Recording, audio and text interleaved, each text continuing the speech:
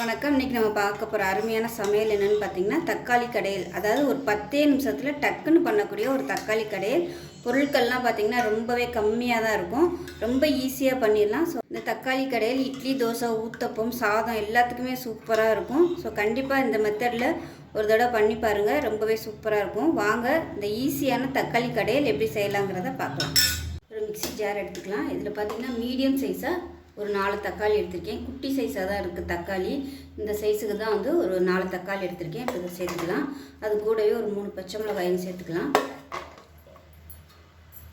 சேர்த்துட்டு இப்போ இதில் வந்து நல்லா ஒரு 1.5 டேபிள் ஸ்பூன் சாம்பார் பொடி வந்து சேர்த்துக்கலாம். வீட்டில் எது வச்சுருக்கீங்களோ நீங்கள் அதை சேர்த்துக்கோங்க.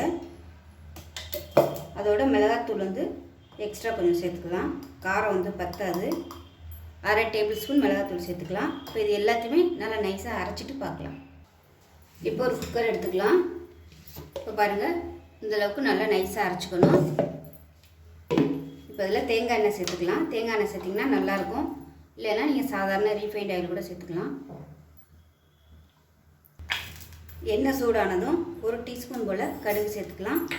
அதே மாதிரி 1 டீஸ்பூன் உளுந்து சேர்த்துக்கலாம். கடுகு பொரிய ஆரம்பிக்கவும் ஒரு 15 சின்ன வெங்காயம், 10 பல் பூண்டு சேர்த்துக்கலாம். அதோட கருவேப்பிலையும் சேர்த்துக்கலாம். இது வந்து நல்லா வதங்கட்டும். வெங்காயம் பூண்டு நல்லா வதங்கிடுச்சு. வந்து நம்ம அரைச்சி வச்சுருந்த இந்த தக்காளி வந்து சேர்த்துக்கலாம். தக்காளி, பச்சை மிளகாய், சாம்பார் தூள். இது வந்து கெட்டியாக இருந்தாலும் கொஞ்சம் தண்ணி ஊற்றி நான் வச்சுருக்கிறேன். அதை வந்து அப்படியே சேர்த்துக்கலாம்.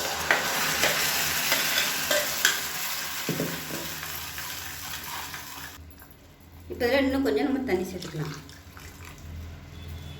சேர்த்துட்டு மஞ்சள்தூள் கொஞ்சம் சேர்த்துக்கலாம். கலந்து விட்டுக்கலாம். இப்போ இதில் ஒரு 1/4 டேபிள் ஸ்பூன் உப்பு சேர்த்துக்கலாம். உப்பு சேர்த்துட்டு கலந்து விட்டுட்டு குக்கரை மூடி வச்சிடலாம்.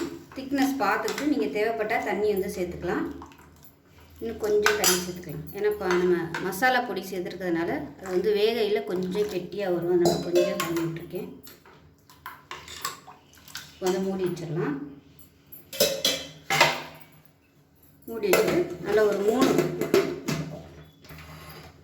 இதை மூடி வச்சுட்டு நல்லா ஒரு 4 விசில் விட்டுட்டு ஸ்டீம் போனதுக்கப்புறம் பார்க்கலாம். இப்போ நல்லா ஒரு 4-5 விசில் விட்டாச்சு. எப்படி இருக்குன்னு பார்க்கலாம். நல்லா அருமையாக வந்துடுச்சு பாருங்கள். கரெக்டான திக்னஸோடு இருக்குது. இதில் வந்து மேலாக்க கொத்தமல்லி இலை சேர்த்துடலாம். இது வந்து நீங்கள் சாதத்தில் கூட நீங்கள் ஊற்றி சாப்பிட்லாம், சூப்பராக இருக்கும். இப்போ அருமையான ரொம்ப சிம்பிளாக பண்ணக்கூடிய ஒரு தக்காளி கறி ரெடி ஆகிடுச்சு. இட்லி, தோசை, ஊத்தப்பத்துக்கெலாம் அருமையாக இருக்கும். ஸோ கண்டிப்பாக அது மாதிரி செஞ்சு பாருங்கள்.